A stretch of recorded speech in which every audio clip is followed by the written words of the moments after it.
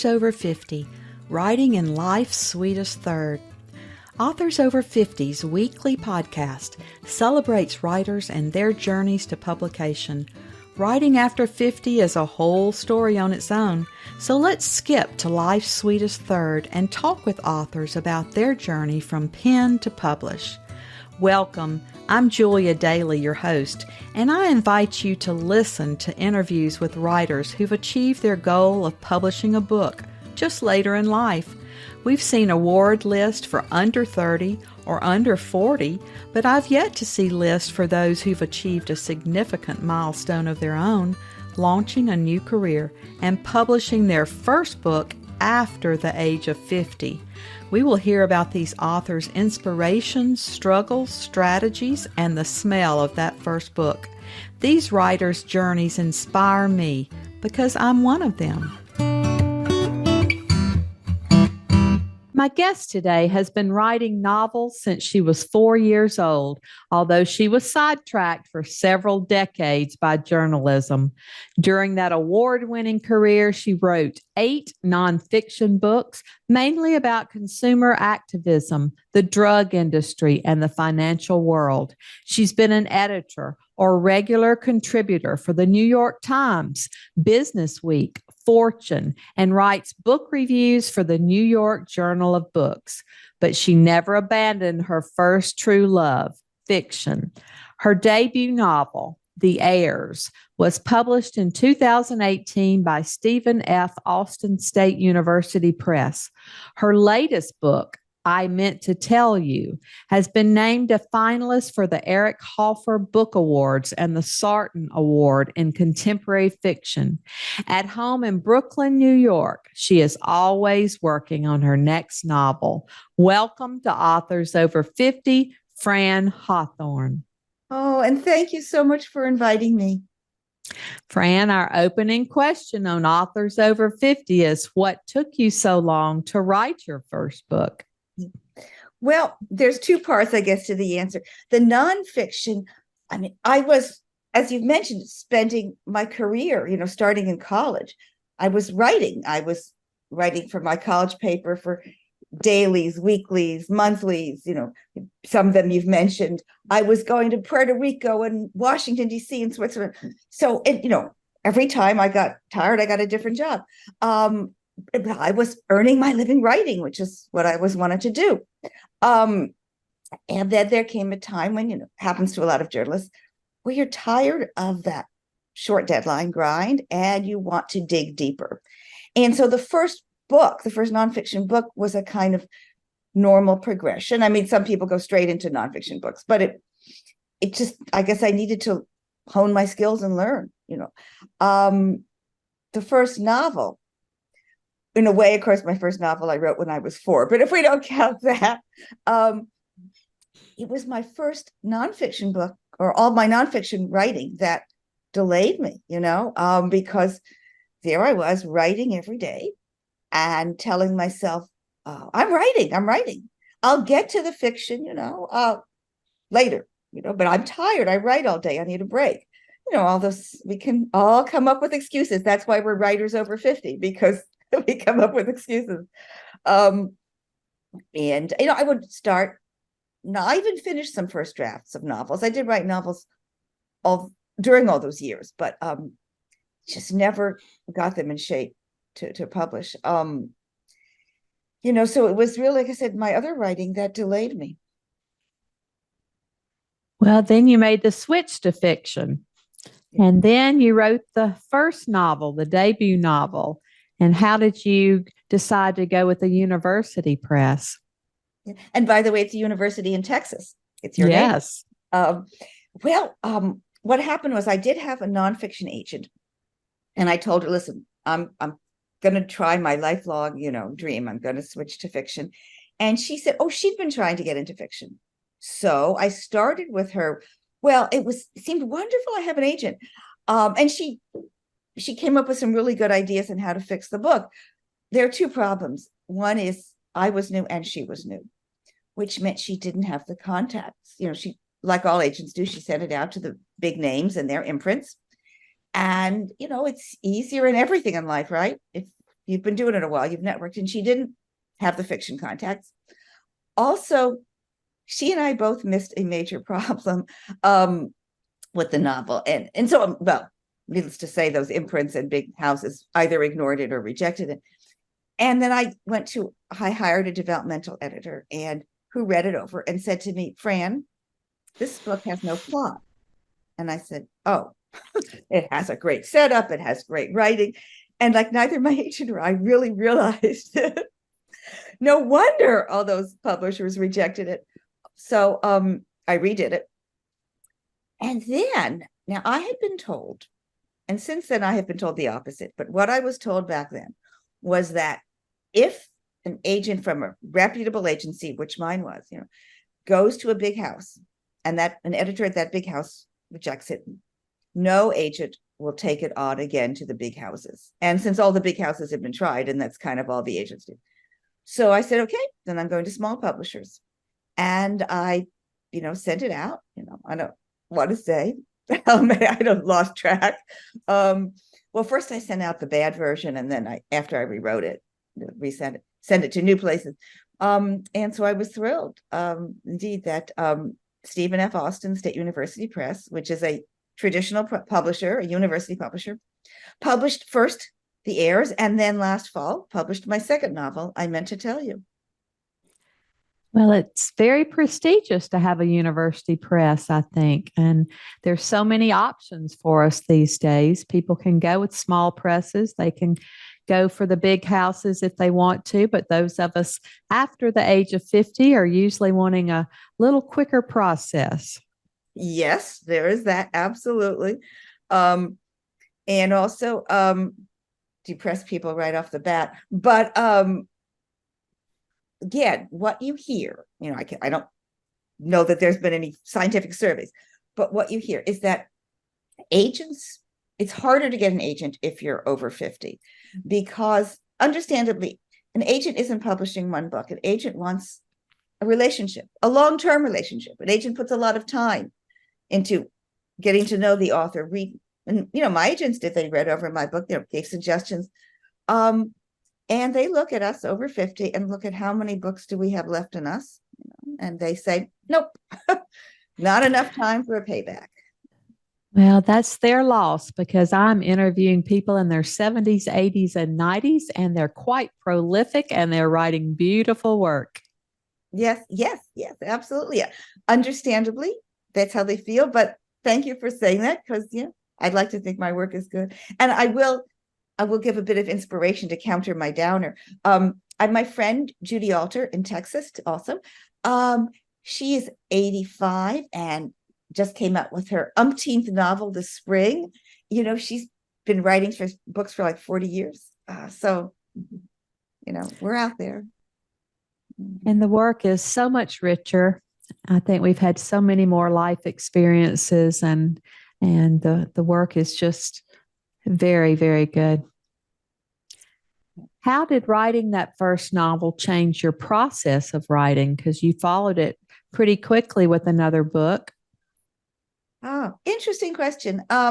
Because writing a novel is very, very different from nonfiction, which is what I had done. So I did have to learn to change. But from novel number 1, The Heirs, to novel number 2, I Meant to Tell You, to the one I've just finished. Wish me luck.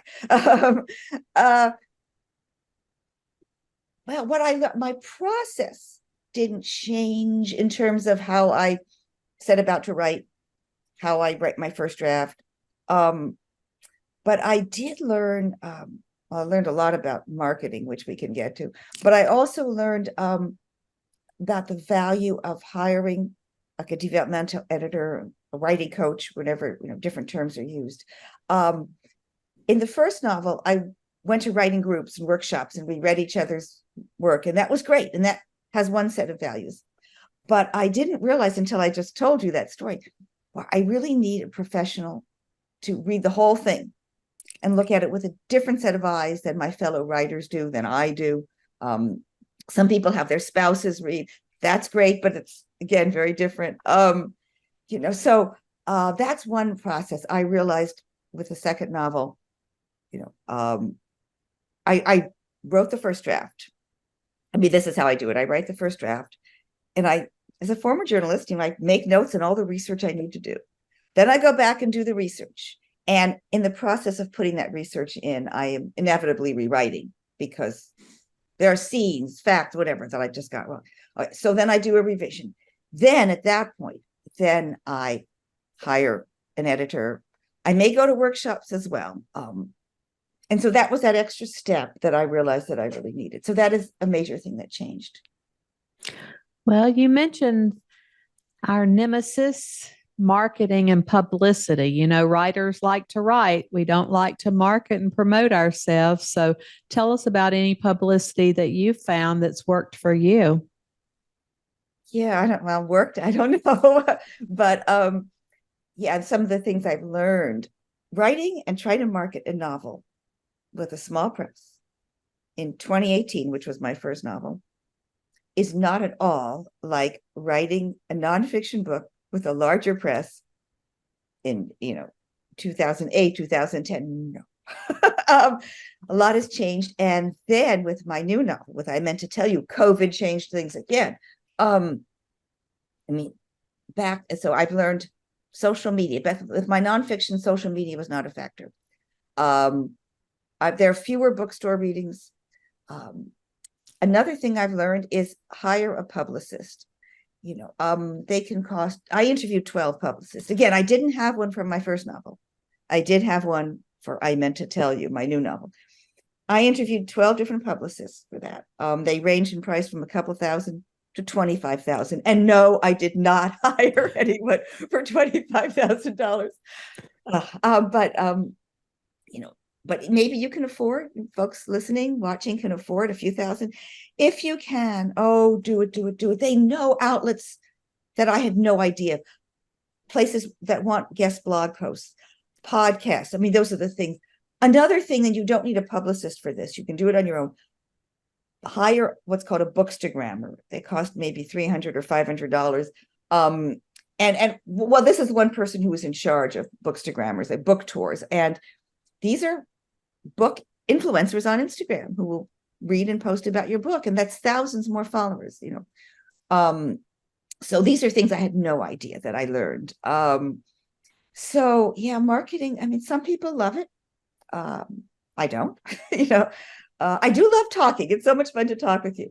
And I enjoy writing blog posts, but I don't like seeking them out, finding them, researching them, But yeah, that's some advice for sure. Find yourself some bookstagrammers and or a bookstagram, an organizer. If you can, hire a publicist. If you can't afford that, research the podcasts and the like this one and the writers, blogs, and they shouldn't charge you for doing it. They don't pay you either, but you get out there. And bookstores, don't feel bad if you don't get invited to talks at bookstores. They're doing it less and less, even before COVID, and now post-COVID, even less. On the other hand, if you have a sort of obvious niche, think about organizations. With the Heirs, it was a second-generation Holocaust story. So I did get invited by a lot of Jewish community centers and synagogues. With I Meant to Tell You, it's less obvious, unfortunately for me. But again, so think beyond the bookstore. Well, are there any specific books or seminars or writing retreats or groups that you can share that improved your writing journey, especially for fiction? Yeah. Oh, I love going to workshops and retreats and where you live for a week with other writers. Oh, yeah. Isn't that wonderful? I mean, you're getting, I'm a journalist, right? And I've spent a week at Bread Loaf and I didn't look at a single newspaper. I had no idea what was happening in the world. Oh, me? Anyway, so again, it's a week of time and it's money. So not everyone can do that. But I do recommend it if you can, just the inspiration of being around writers. And if not, hopefully you can manage maybe a local college or something will do, writers' workshops. You meet once a week for 2 or 3 hours and you critique each other's work. I think just, again, it's inspiring just to talk to other writers. With those weekly workshops, the quality, I mean, it really depends on the quality of the writer who's leading it. With the seminars you go to, the ones that you go to, honestly, I go there more for the inspiration and the living there.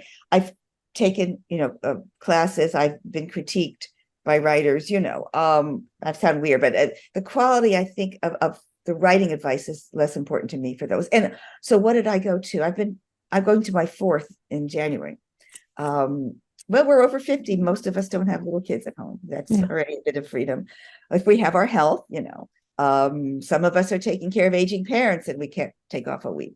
But I went to Bread Loaf, as I mentioned, in Vermont. I went to Iowa. I went to San Miguel de Allende in Mexico. That was fun. And then in January, I'm going to Key West in Florida. So sometimes you get great locations too. Yes, and I do love a writing retreat because you can sometimes take a class in the morning, then meet for lunch, and then go write furiously all afternoon, and you don't have to worry about walking the dogs or fixing dinner or anything. So it's a great time. Yes, absolutely. It's a writer's vacation because we're going someplace, as you said, you don't have to do the dishes, maybe a beautiful locale, and we're writing. For us, that's a vacation, right? It really is. Why don't you tell us a little bit about the passage you brought to share today and then read from your book so we can hear your tone and voice? Thank you. I usually read the opening couple of pages, but I thought I'm going to try something different with you. For one thing, it's a little longer than you'd probably want. Also, I wanted something that was fresh for me.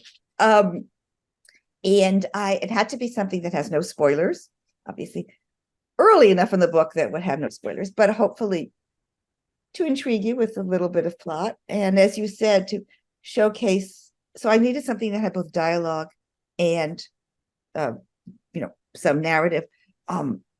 So this is toward the end of chapter 4. And just to set the scene a little, Miranda, who's the protagonist, is walking with her friend Brenda in Washington, D.C., where they work and live. They're talking about their mutual friend, Ronit.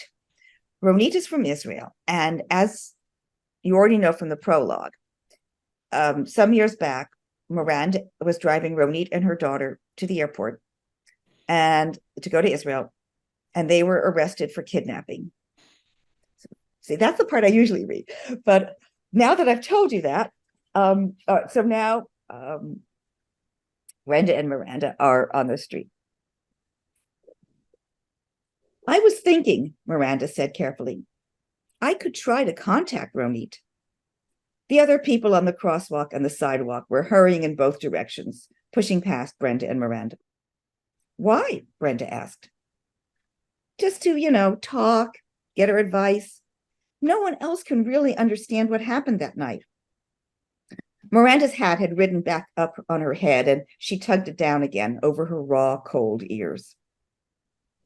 Didn't you already try writing to her 10 times and you never heard back? Only twice. And the birthday presents you sent to her daughter? She never thanked you.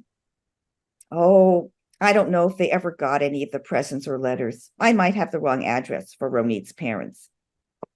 You sent the presents all the way to Israel? Brenda demanded. Well, where else am I supposed to send them? Ronit's lawyer didn't know where she'd moved.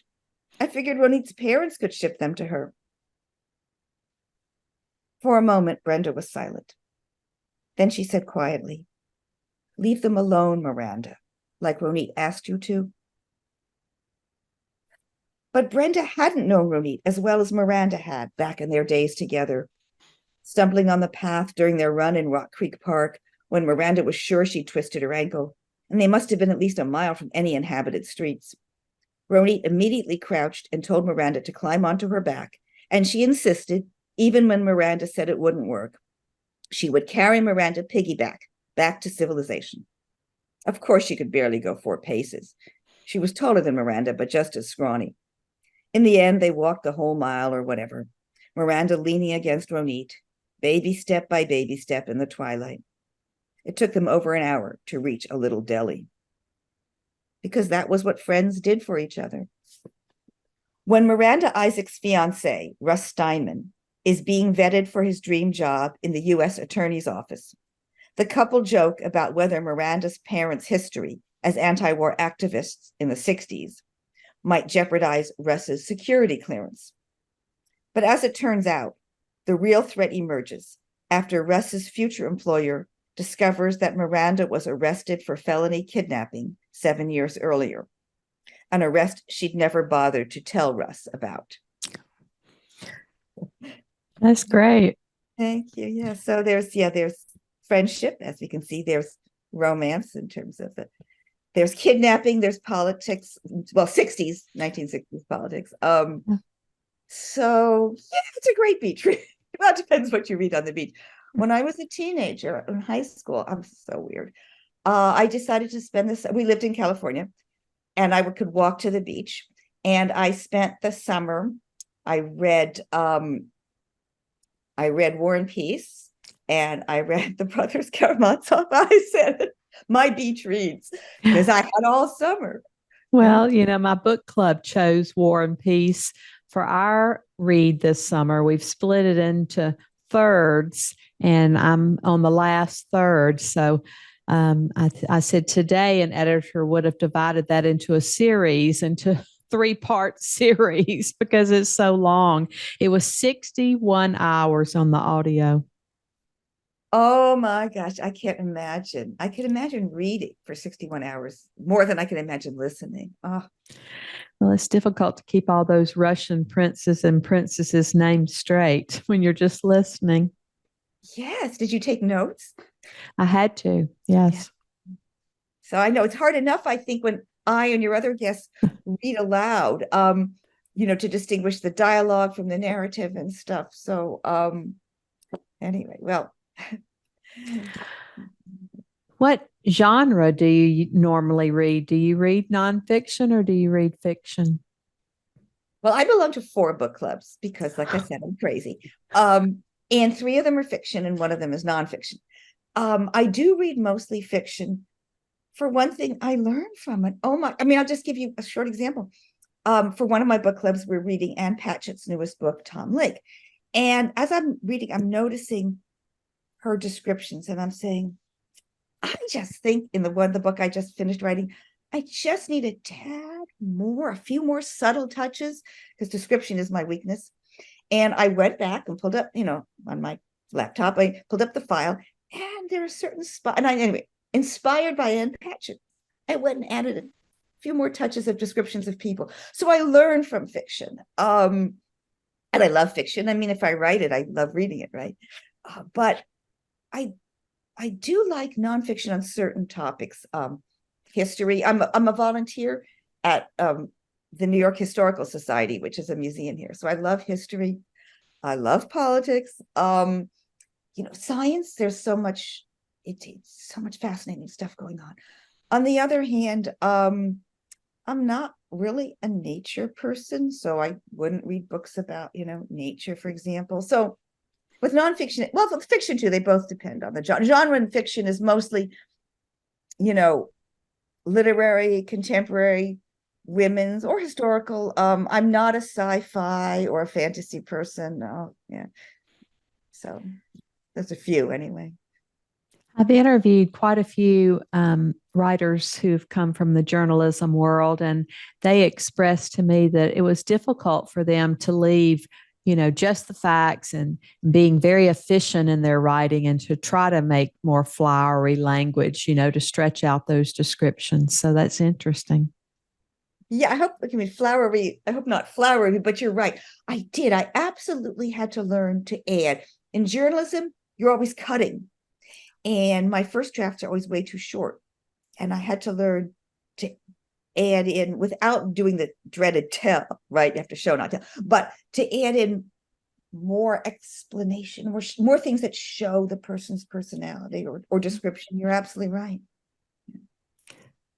Well, what does writing success look like to you personally? I have to confess, being published. I mean, I wish I could sit there and say, knowing I've written a good piece of work, finishing a novel.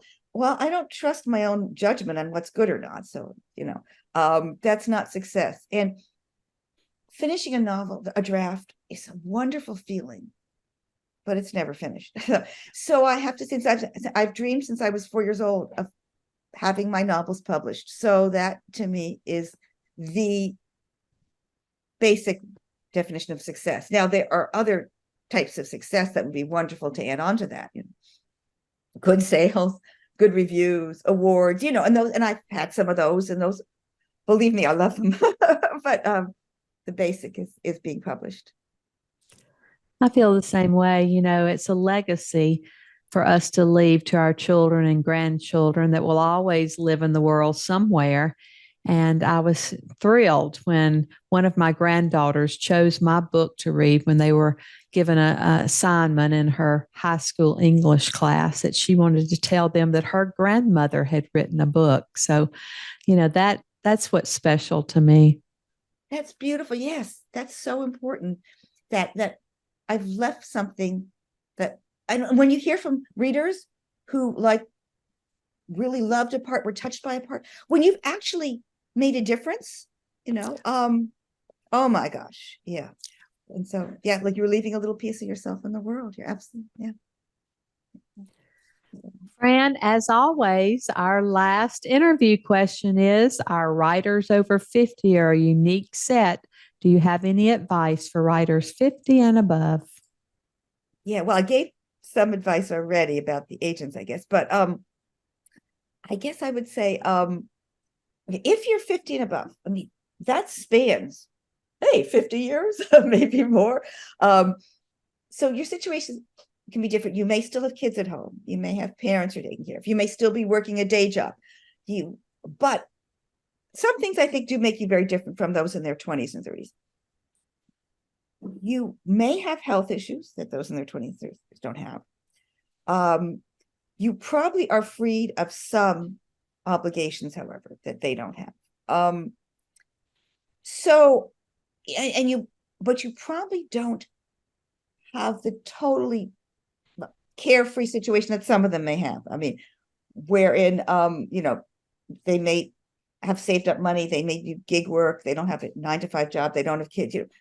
I think, in general, people over 50, our lives may have more complications. Everyone's special, and we're all different.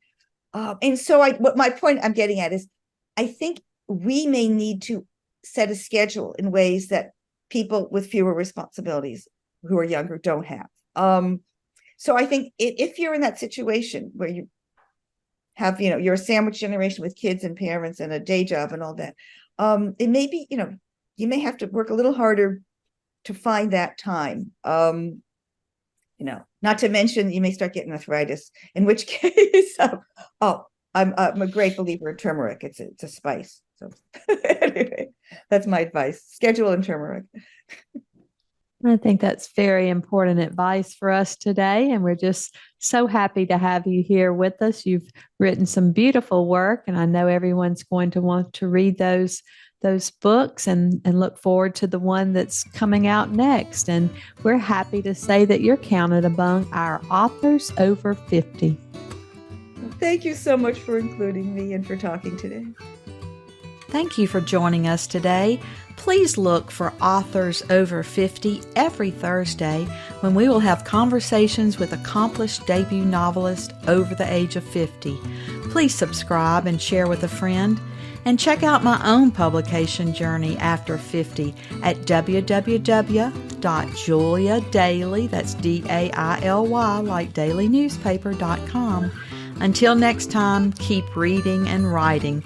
And remember, it's never too late to fulfill a dream in life's sweetest third.